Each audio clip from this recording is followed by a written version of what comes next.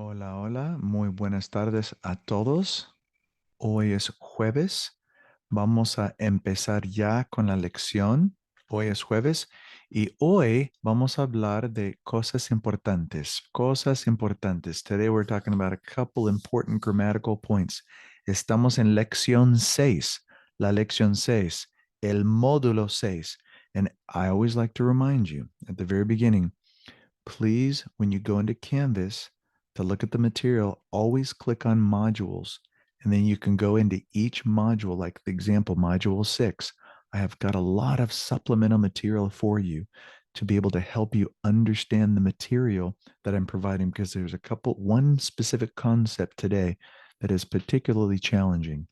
It's basic, but challenging at the same time. And I want to give you all the tools needed to be successful. Okay, so don't forget to look at the modules and spend time on that before doing your Connect assignments. Okay, pues at any time, if you have any questions throughout the week as you're working on this, you can always go back to this lesson. This is recorded. It's recorded every week. The lesson's recorded every Thursday. So you can go ahead and go back to any of the lessons and review into the material that we might have gone over in class. Okay? Perfecto. ¿Qué día es hoy? ¿Y cómo estás? Yo estoy bien, estoy muy bien, estoy feliz, no estoy enfermo, no estoy cansado, yo estoy muy bien, estoy muy bien. ¿Y qué día es hoy? ¿Hoy es lunes? No, hoy no es lunes. ¿Hoy es martes? No, hoy no es martes. ¿Hoy es miércoles? No, hoy es jueves. Ah, hoy es jueves. Excelente. ¿Y qué día es mañana? ¿Cómo se dice mañana en inglés? Mañana, doesn't that mean in the morning? Por la mañana? Oh, but it also means tomorrow. ¿Qué día es mañana? Mañana es viernes. Hoy es jueves. Mañana es viernes. Excelente. Vamos a seguir. Un pequeño repaso. I've decided to do a little review. I try to recycle information we've gone over in the past, but this time I got a couple more adjectives that are fun. Look at alto, antipático, bajo, bonito, bueno, delgado, difícil. Difícil could be like, oh, el examen es difícil. The test is hard. Él es muy feo. Gordo, grande, guapo, importante, inteligente, interesante, joven, malo. If I say somebody is malo, that means they're a bad person. Él es muy malo. Él es muy malo. We've got moreno. Remember, I clarified that a few weeks ago. Moreno in Latin America usually refers to dark skin tone. Here it says hair, dark hair. So my wife, for example, has black hair and dark brown eyes, but she has very light skin. In Spain, she's considered morena. But in Latin America, she would not be morena because she has light skin. Darker skin in Latin America would be moreno. So there's kind of a difference of how you look at that. Mucho, pelirrojo, pelirroja, somebody that's redhead, a redhead, you would say ella es pelirroja. And then, of course, pequeño says small, but could also be petite. Like if I said, hey, ¿cómo es Penelope Cruz? She's a very petite woman. Ella es pequeña. Ella es pequeña. And that's not a pejorative. It's not negative. It's an observation. She's a petite woman. Rubio, simpático, tonto. Now, tonto in this list, I'm going to clarify, means silly or foolish. So you can say, no seas tonto. Don't be so silly. Eres muy tonto. But it also means stupid. In a lot of parts of Latin America, it refers to as stupid, like eres tonto. And then that would be an insult. So we be very mindful in who we use that word with. In Spain, it's silly. It's a very playful word. Eres tonto. You can say it to your friend. Eres tonto. Don't be so silly. You're so silly.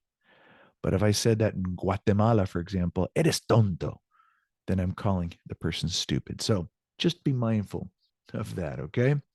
And then viejo, like me, yo soy viejo. So, ¿cómo es Tom Cruise? ¿Cómo es Tom Cruise? Tom Cruise no es muy alto. Él es un poco bajo. Tom Cruise es delgado. Tom Cruise no es feo, es muy guapo. Tom Cruise es inteligente. También Tom Cruise es interesante. I think he's interesting. Él es muy interesante. Tom Cruise es muy simpático. He's nice, muy simpático. Y no es muy viejo. Penelope? ¿Cómo es Penelope Cruz? Notice the spelling of their last names. They're both Cruz, but they're spelled differently. ¿Cómo es Penelope Cruz? Penelope Cruz es muy guapa. Es delgada, es pequeña, ella es trabajadora, ella es muy simpática, ella es delgada, ella no es muy vieja, en mi opinión. En mi opinión no es vieja. Bueno, excelente. Vamos a seguir, chicos. Okay, las estaciones. I always want to review these. These are the seasons, las estaciones. We have the days of the week, lunes. And have you noticed by now that the calendar starts with Monday and not Sunday? American calendars have Sunday to Saturday. It like cuts the weekend in half and starts with Sunday, finishes Saturday. But in calendars in the Spanish sense, starts with Monday and ends with Sunday. Kind of makes sense because our work week starts with Monday. So kind of like it in the Spanish way, right? Okay. Lunes, martes, miércoles, jueves, viernes, sábado, domingo. Tenemos las estaciones. Estaciones. En California hay cuatro. En California hay cuatro estaciones. La primavera, which is one of my favorites, spring, la primavera. El verano, hace calor en el verano. Summer. El otoño, you pronounce that with me, otoño, that's fall. And then invierno is winter, invierno. So look at the months. En la primavera, marzo, abril, mayo. En el verano, junio, julio, agosto. En en el otoño, septiembre, octubre, noviembre, y en el invierno, diciembre, enero, febrero. Estamos en febrero. Estamos en el invierno. En el invierno hace frío. Hace frío. Llueve un poco. Sí, llueve un poco. Ok. El calendario. Enero, febrero, marzo, etcétera, etcétera, etcétera. Now it's time to recycle some of our numbers along with these months and calendar year. ¿Cuándo es el cumpleaños de Jorge? Jorge, ¿dónde está Jorge? Jorge. ¿Dónde está Jorge? ¿Es en junio? No, Claudia tiene su cumpleaños en julio, en junio. Antonella, no, su cumpleaños es en diciembre. Rodrigo, no, Rodrigo tiene su cumpleaños en septiembre. Lucía, Lucía, no. Lucía tiene su cumpleaños en junio. All these people, junio, diciembre, septiembre. Jorge, we want to talk about Jorge, not Lucía, not Rodrigo, not Sebastián. ¿Cuándo es el cumpleaños de Jorge? Oh, Jorge Navón Rojas. Su cumpleaños es en abril. Es el 15 de abril. Notice how we say the 15th of April, the 15th of April, el 15 de abril. ¿Cuándo es el cumpleaños de Sebastián? Sebastián es el 23 de octubre. ¿Cuándo es el cumpleaños de Ana? Ana tiene su cumpleaños. She has her birthday. I'm trying to say it in different ways. Su cumpleaños, her birthday, es el 17 de febrero. ¿Cuándo es el cumpleaños de Camila? Su cumpleaños, her birthday, su cumpleaños es el 3 de marzo. ¿Cuándo es el cumpleaños de Radamés? Radamés, su cumpleaños, his birthday, es el 22 de julio. ¿Cuándo es tu cumpleaños? When is your birthday? ¿Cuándo es tu cumpleaños? ¿Cuándo? ¿Mi cumpleaños? Mi cumpleaños es el 8 de febrero. Hmm, la semana pasada. Excelente. Tengo 50 años.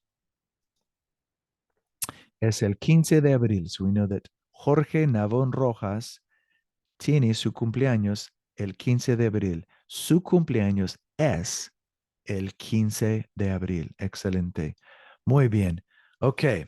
Gustar. This is a kind of a little pre-intro to our discussion on gustar. Excelente. Gustar. Let's read these sentences. A Sebastián le gusta ver videos en YouTube. A Xiomara le gusta salir a bailar. And we'll translate these in just a second. A Omar le gusta jugar videojuegos. A Camila le gusta mucho ir de compras y textear a sus amigos. A Frank le gusta leer las noticias en línea. A Eloy le gusta andar en patineta. A Juan Fernando le gusta levantar pesas en el gimnasio. My first question would be is what do these all have in common? Does everybody see what each sentence has in common? First of all, we're using gusta. That's the whole point of this lesson. Then we're using le. So le gusta. I wonder what that means.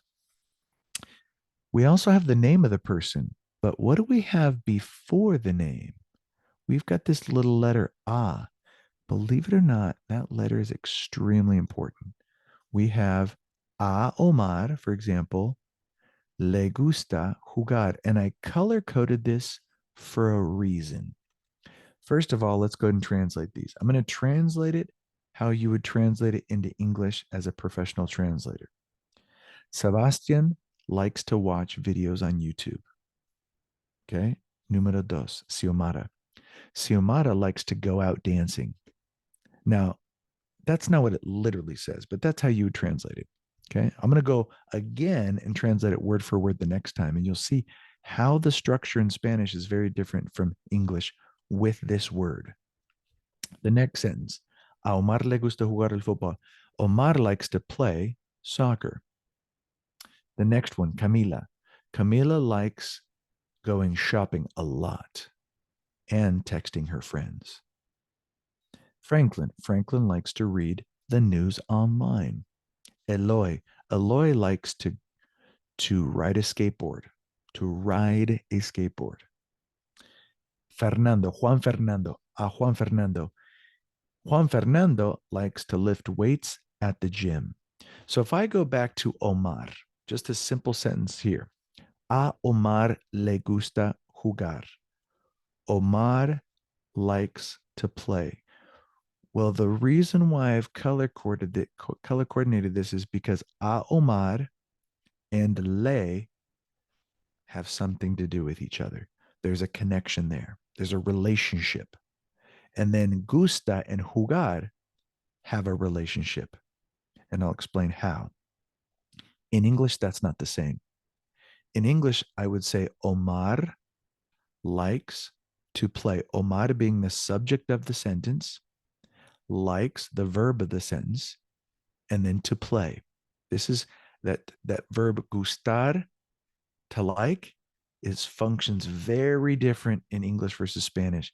Literally, what I'm saying here is almost very backwards. I'm saying to play soccer or to play is pleasing to him. But who is him? To Omar. So to play is pleasing to him, to Omar. That is confusing, isn't it? It's very confusing in our mind. We're like, oh my gosh, what's what? I don't know who's translating what. I'm going to go through it step by step. I'm going to make sure it's very clear in your mind. In order to explain the logic and the theory I'm going to start with a simple sentence in English. And we're using a noun, an object of the sentence, books. In the earlier example, we were using a verb. But I'm going to start out by using a noun because it helps me explain a little better, and then we'll jump into verbs again. Okay? So be patient. Gracias. I like books. Our brain wants to translate it like this. We think I is yo, and we think gustar. I've seen the yo form with the o, like hablo español.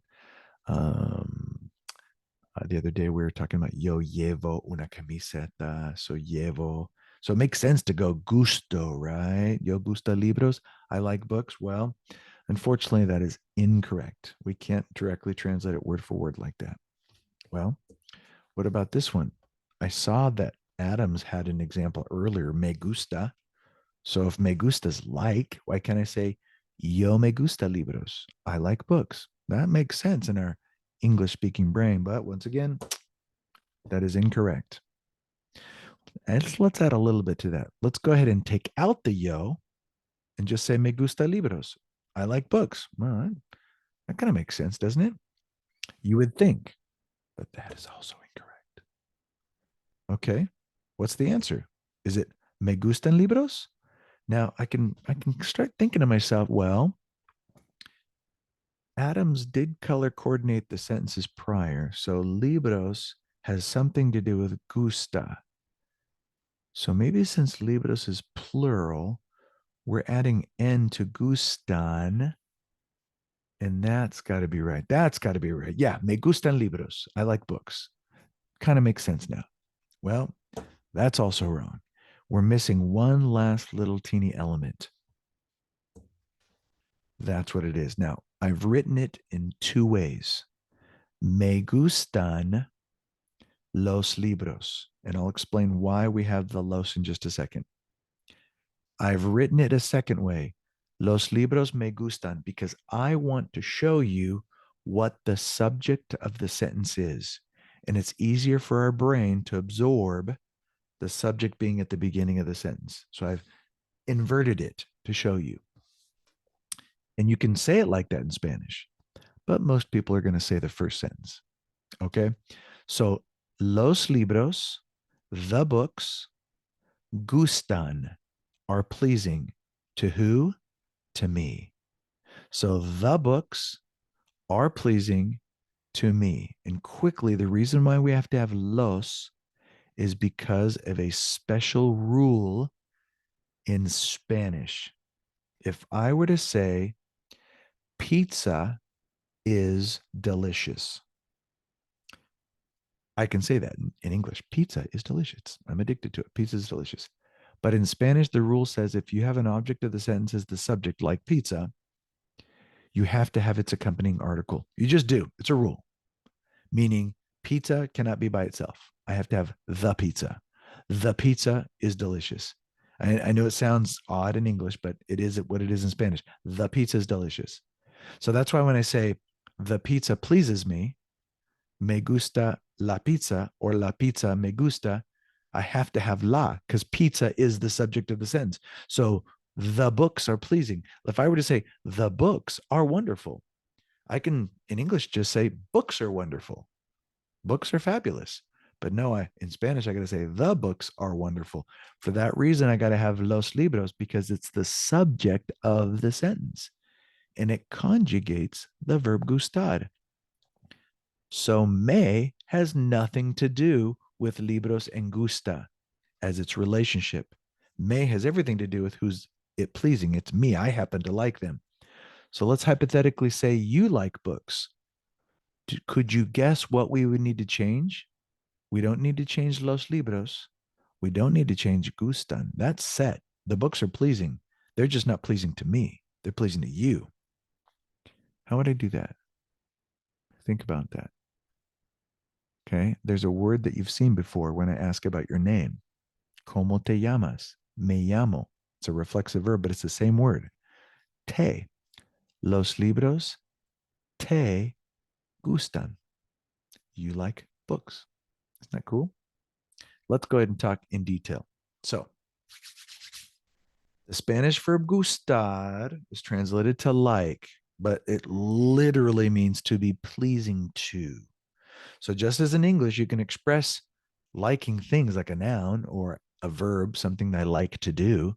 But when you're speaking about a favorite activity, the verb gustar um, is used to express to be pleasing to. So I could like a book, or I could like to talk. But either way, that verb gustar is followed by whatever is pleasing. So speaking is pleasing, me gusta hablar. Books are pleasing, me gustan los libros. Now I can invert that and put it at the beginning of the sentence to say los libros me gustan or hablar me gusta, which grammatically makes sense, but it kind of sounds like Yoda, like to the store I go. I mean, it's grammatically correct, but people are going to usually put it after gustar. So here we have an example. Me gusta estudiar. Could I say estudiar me gusta? Sure. But typically, me gusta estudiar. Studying Spanish, as you can see to the right, studying Spanish is pleasing to me. That is the subject of the sentence, studying Spanish. Now, if you're asking yourself, wait a minute, Adams, why can't I do the ing form in Spanish? Why can't I say estudiando? Because the ing form studying, like in English, is called the present participle. And whenever I use the present participle as the subject of the sentence, it turns it into something called a gerund. And hopefully I didn't lose all y'all. But a gerund is a present participle as the subject of the sentence, which is now a noun. So studying is pleasing. But in Spanish, the subject of the sentence, gerund, does not have the same effect. I can't do that. I can't use the ing form in Spanish. I just can't. I have to use the infinitive, the non conjugated form. So estudiar is like translating to studying, even though technically it's not, because studying is estudiando. But I can't say me gusta estudiando. When I put that present participle Spanish at the front of the sentence as a subject, I got to change it to an infinitive. I can't keep it as estudiando. So, me gusta estudiar español. That was a real in-depth explanation on theory and why. And for those that can keep up, awesome. But for the rest of you, let's just practice and practice and practice and get used to hearing it and using it. And don't be boggled down by all the rules and why and how. Okay. All right. You may have noticed that this structure, the subject, is what is liked. The person, the object, the action is pleasing to someone. It's pleasing to someone.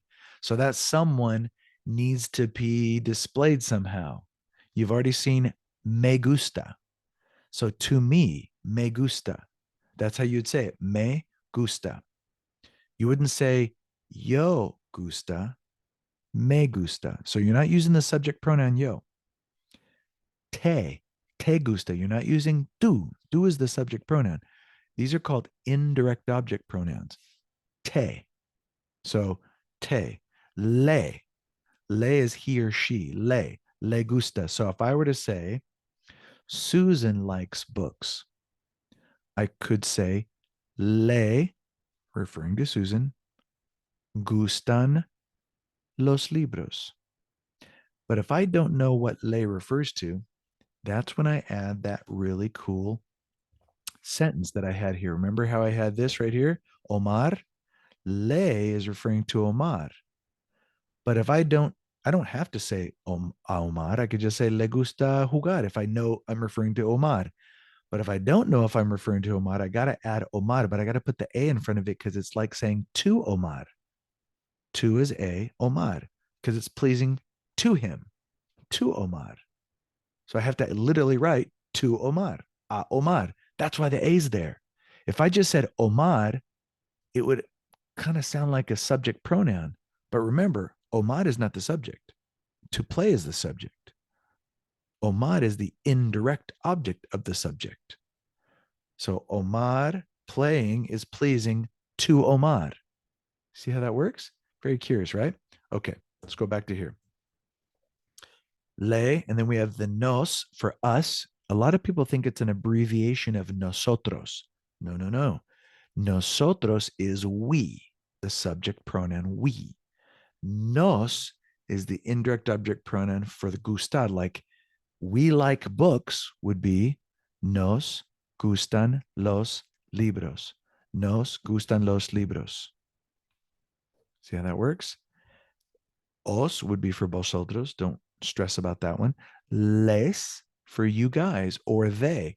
So if I said, you guys like books, a ustedes les gustan los libros. See how that is? Let's take a look at some examples.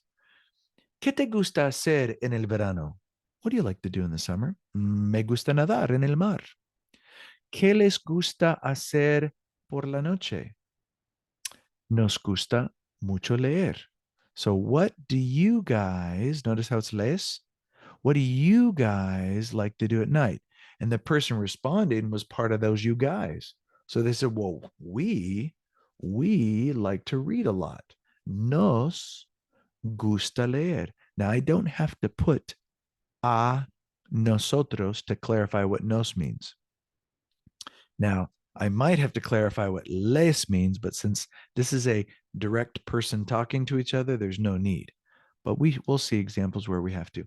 So if I have me gusta bailar y cantar, when you're having verbs used, you don't need to change it to gustan like you did with los libros. With an object of the sentence like libros, you got to change it to gustan. But with verbs, it will always and forever remain as gusta. So I can have 1,000 things that I like to do, and it's still gusta. Me gusta bailar, cantar, dibujar, esquiar, etc., etc. It's still gusta the entire way through. Okay, how we doing? At any point, if you're confused about this, those of you that are watching this video, because I record this, you can pause the video, stretch, go grab a drink, rewind it, watch this part again. You might need to watch the explanation a couple times. I know this is kind of confusing. I'm throwing a lot of theory and grammar at you, but once you start using it, you'll be very comfortable with it after many times of using it. Okay, so this is where we add clarification. Since le can refer to usted, you, or he or she, and ustedes can be like les and they and all that, you got to clarify what it's referring to. So, a Omar le gusta pasar tiempo con la familia. If I dropped a Omar and just said le gusta, that could mean anything. It could be he likes to spend time with his family. She likes to spend time with the family. Santa Claus likes to spend time with the family. We don't know. That's why we say a Omar. But remember, we can't just say Omar. You got to have that because that means to Omar. Spending time with the family is pleasing to Omar, to him, le. Is this starting to kind of make sense a little bit? Hopefully it is, right? Okay. ¿A usted le gusta ver telenovelas? Do you like to watch? Now, if I'm looking at you and talking to you and you're my professor, then you don't need to go a usted. Just say, ¿le gusta ver telenovelas? But this is showing you that we can clarify what le means. ¿A usted le gusta? Like there's a group of teachers and I point at you. ¿A usted le gusta ver telenovelas? Response, no, no me gusta. No me gusta ver telenovelas. And then, of course, do students in general, a ellos, les gusta escuchar música a los estudiantes? Now, look at this question. I like it. A los estudiantes. It's putting the clarification of les at the end of the question. So, les gusta escuchar música? Could I have done this? Could I have taken a los estudiantes and put it at the very beginning like a ustedes? Sure, I could have done that. Could I have taken a ustedes and put it at the end of the question and said, ¿le gusta ver telenovela a usted? Sure, that a usted can go before or after. No worries. All right. ¿Les gusta escuchar música a los estudiantes? Sí, a ellos les gusta mucho. Now, you really don't need a ellos. It's kind of redundant because I know who you're referring to because you asked me in the question, but we're showing you that you can clarify what les is referring to. Sí, les gusta mucho, or sí, a ellos les gusta mucho. How we doing? Bien, todo bien? Okay. Now, this is where you change it from gusta to gustan. Gusta to gustan. If I have something that I like coffee, movies, a book, an object, if that object is singular, gusta. If that object is plural, it's going to be gustan because remember, that object is actually the subject of the sentence. So, me gusta el té, pero no me gusta el café. I like the tea, or the tea is pleasing to me, but the coffee is not pleasing to me. So el café is conjugating gusta, el té is conjugating gusta. It's being pleasing to me, the indirect object. Even though in English I don't talk like that, I say I like tea, but I don't like coffee. But I'm not using I in Spanish. I'm not saying yo. You see how that's different? I'm gonna hammer that in constantly. It's not the same subject. So we got to try to flip it in our brain as we talk. A mis hijos les gustan mucho los perros. The hot dog, or the dogs, I was gonna say the hot dogs, the dogs, cats and dogs, the dogs are very much pleasing to my children, to them.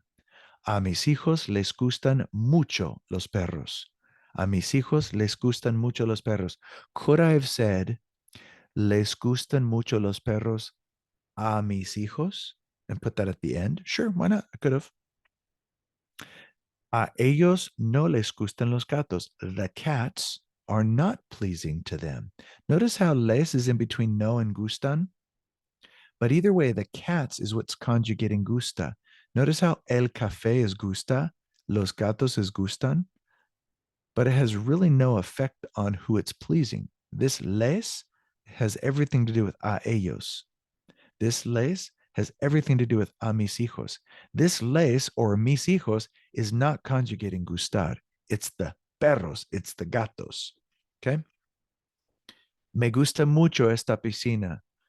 I like this pool a lot. This pool pleases me very much. ¿Te gusta la música de Shakira? Do you like Shakira's music, the music of Shakira? Excelente. So you can kind of see how that is. Now, if the person or place or thing is liked, the grammatical subject of gustar in the structure is singular. The singular form is used, gusta. We saw examples of it above. Or if it's plural, gusta. We saw examples of it above. Now, I like the bottom because it's showing you the translation, the literal translation. So we've already reviewed the top. The bottom is doing the same with literal translations. Me gusta esa bicicleta roja. So I like that red bicycle. But it literally says that red bicycle is pleasing to me. But if I said those two bicycles are pleasing to me, notice I changed from gusta to gustan. Look at the direct translation, the literal translation. Those bicycles are pleasing to who? To me. A Omar le gusta el té verde, singular because it's té verde, versus a Camila le gustan los vinos argentinos, which I agree. Argentine wine is very delicious. And Chilean wine, by the way. Um, Malbec is a real good one. Anyway, Camila likes Argentinian wine, or the Argentinian wine is pleasing to Camila. And then we have a nosotros. Now, I really don't need the a nosotros. I know what nos refers to, just like I know what me refers to. Could I have said a mí me gusta esa bicicleta roja? Sure, but that would be redundant. Just like a nosotros is kind of redundant, but the book is showing you that you can go ahead and do that. A nosotros nos gusta nadar y jugar al tenis. So, lengthy explanation on gustar, and I'm spending a lot of time going over the nuances in the structure and how it's put together. Because if we just simply translate it in our brain, we're going to be saying yo me gusta for every situation. And I want to avoid that typical error. I don't want you to say yo me gusta. I want you to say a mí me gusta. So let's take a look at in summary, what we just saw. A Julia le gusta bailar. And I wanted to invert it to show you what the subject was. Bailar le gusta Julia. Bailar is pleasing to her. Who? To Julia. A Julia le gusta bailar y cantar. Same thing, but we have two things she likes to do. The verb doesn't change though. We have a noun, la música gusta. So la música gusta who? Her, to Julia. A Julia le gusta la música. The first example on each sentence is probably the more common of the two. But you can say the second one, like I said, la música le gusta a Julia. You can say it like that, but the first one's more common. All right. A Julia le gustan las canciones. Now the songs are conjugating gustan. So you see that? Las canciones gustan. The songs are pleasing to her, to Julia. I'm only putting a Julia to clarify what le is. Now remember, on this first side, I can't just say Julia gustan canciones, nor can I say Julia le gusta canciones. I've got to make sure I have las canciones gustan, the proper conjugation. So a Julia le gustan las canciones. Okay, uno más. A Julia le gustan los libros, el libro y la película. Now, here's something very curious. I have two verbs here, but the verb gustar doesn't change. It's gusta every time with a verb. Le gusta bailar y cantar. But when I have two items, it's as if it were plural, like las canciones. So the book and the movie make up two things, thus conjugating my verb from gusta to gustan. It's like if I say, my brother and I are 50 years old. I can just say yo tengo 50 años, but when I have mi hermano y yo, then I would have mi hermano y yo tenemos. Mi hermano y yo tenemos 50 años. So I combine my brother and I to say we have. Now I combine the book and the movie to say they like. The book and the movie like, so, or pleasing, are pleasing to Julia. A Julia le gustan el libro y la película. Okay? Excelente. Seguimos. Here are some fun, challenging ones. We've been dealing with a verb that we like to do. We've been dealing with things that we like movies and books.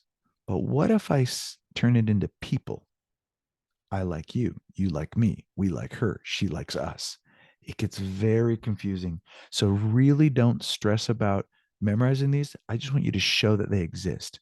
Because if I tell somebody, hey, I like you, by the way, if I use that expression, it's because I'm interested in them as a relationship. So I like you. Our first thought is to say yo, isn't it? So yo gusto too. No, I can't do that. Think about it. If I like you, let's think about the pizza. I like pizza. So I like pizza. So pizza is pleasing to me. Pizza conjugates pleasing. So if I like you, you are pleasing to me. So you are conjugating gustar. So look what it looks like. You are pleasing to me. Tú me gustas, meaning I like you. Blows your mind, doesn't it? How do you say you like me? Just the opposite. I must be pleasing to you. If you like me, I must be pleasing to you. So yo now exists. It's conjugating gustar. Isn't that interesting? I am pleasing to you translates, you like me. Now, please don't stress over this.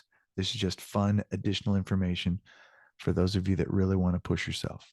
Now, we like her. Okay. She must be pleasing to us. So she is conjugating the verb gustar. Ella nos gusta.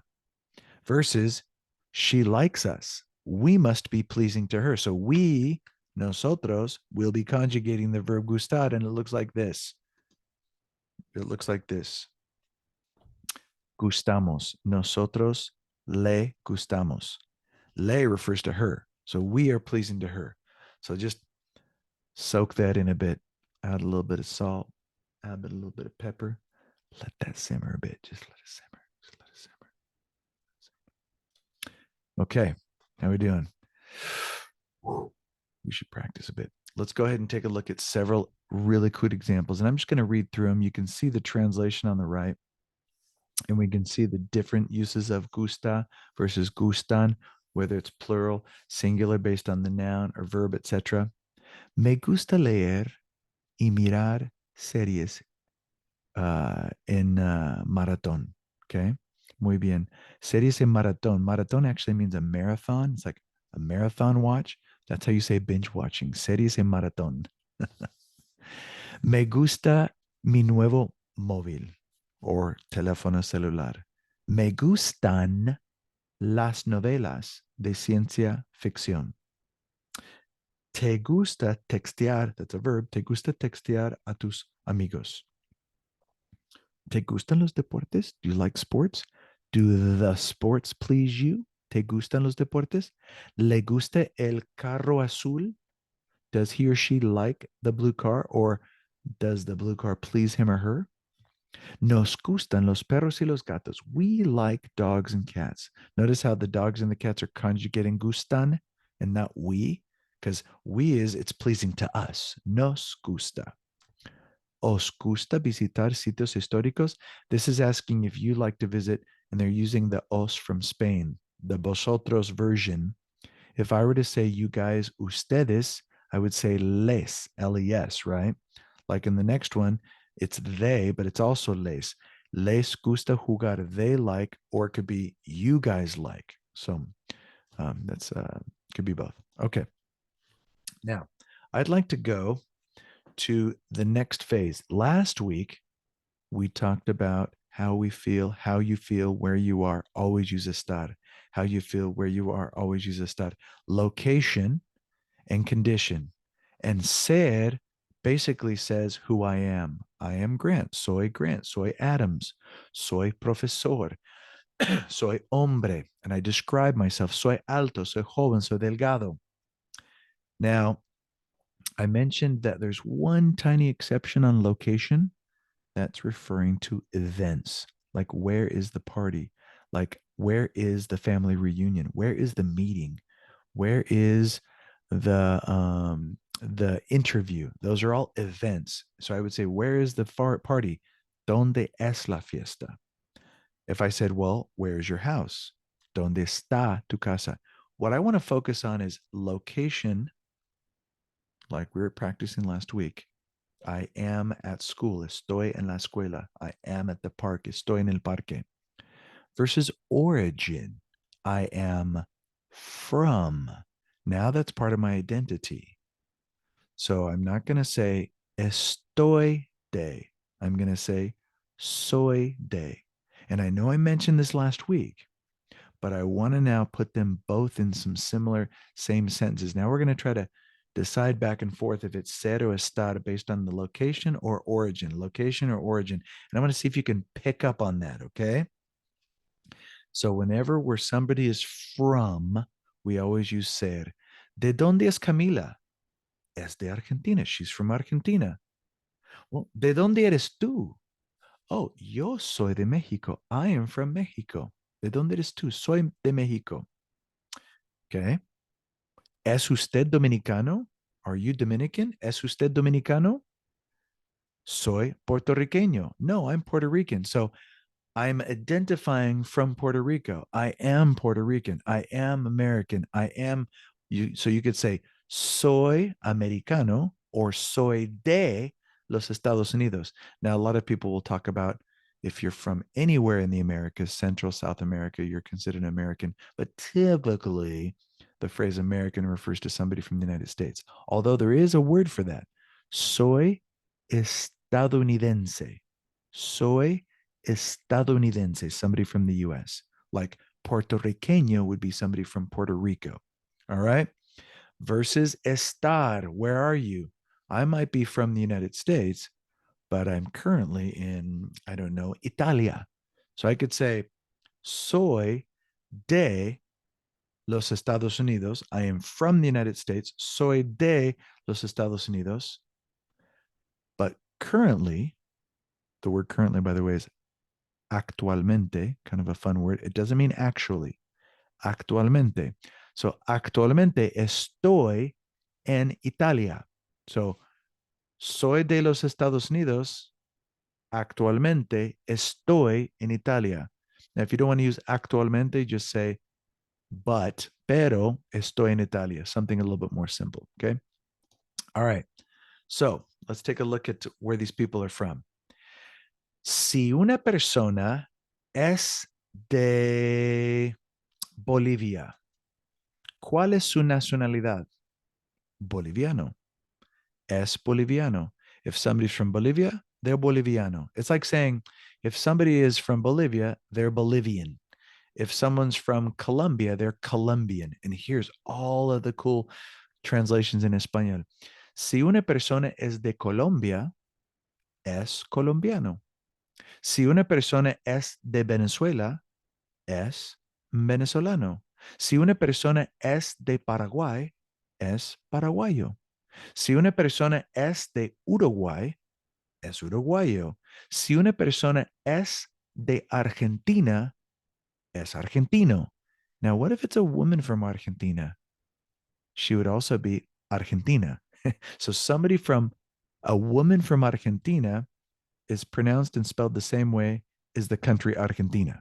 So ella, listen to this, ella es de Argentina. Ella es Argentina. See that?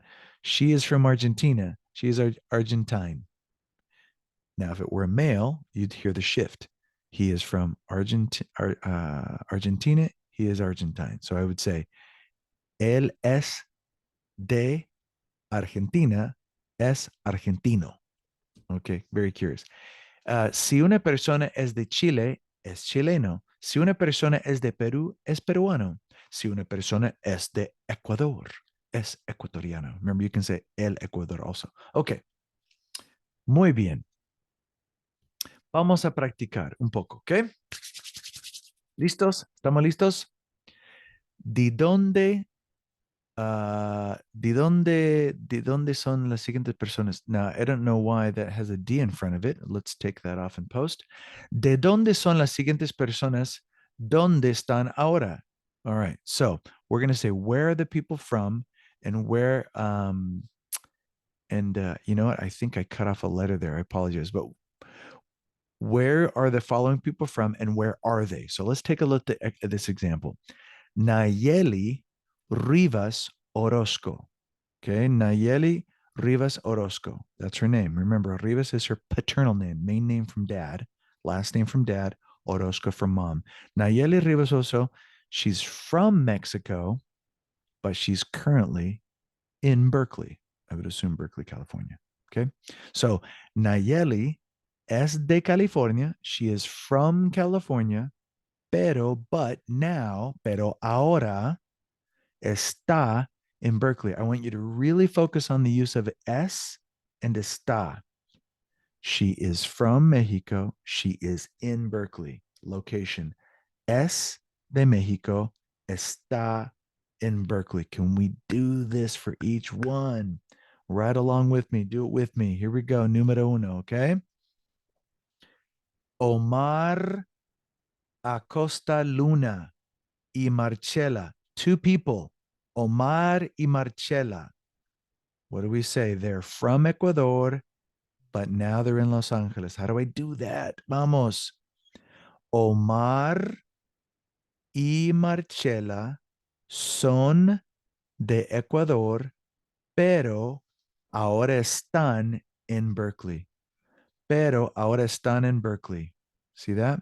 Omar Acosta Luna y Marcela están en Los Angeles. Oh, excuse me. I just read that wrong. I apologize.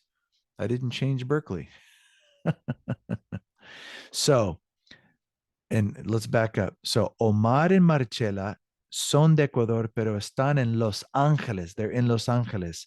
They're not in Berkeley. So I just cut and pasted and did not correct it. My apologies. So Omar and Marcela son de Ecuador, pero están en Los Ángeles. All right, número dos. So we've got Juan. He's from Costa Rica, but he's in New York. How do we do that? And hopefully I didn't have another typo. Here we go. Juan es de Costa Rica, pero está en Nueva York. See how we did that?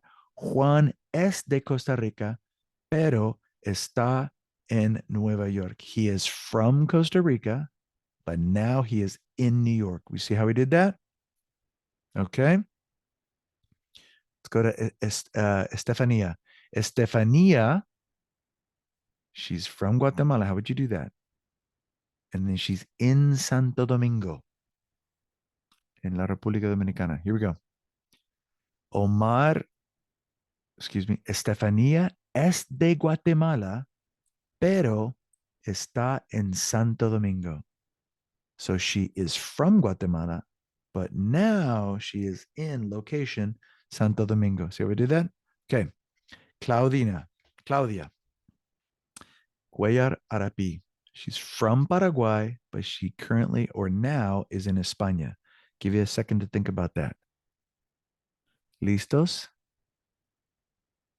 Claudia es de Paraguay, pero ahora está en España. Claudia es de Paraguay, pero ahora está en España. ¿Ok? Uno más. Sebastián. Sebastián es de Perú, pero ahora, what would I say? Es de Perú, pero ahora blank. Do I change it? Yes, está, pero ahora está en México. Sebastián es de Perú, pero ahora está en México. Excelente. ¿Preguntas? ¿Todo bien? Okay. So, what we've gone through today were two concepts. The grammatical concept for gustar was a lot. I get it. So, this lesson is about an hour long. I want you to put this on rewind, back it up, listen to it again.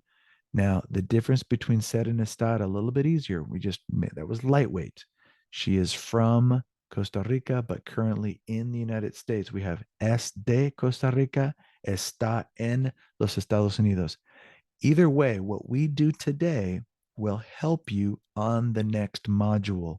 So the module that's posted every Thursday, Friday at the latest, module 6, you're on module 6 going into the next week, due next Friday.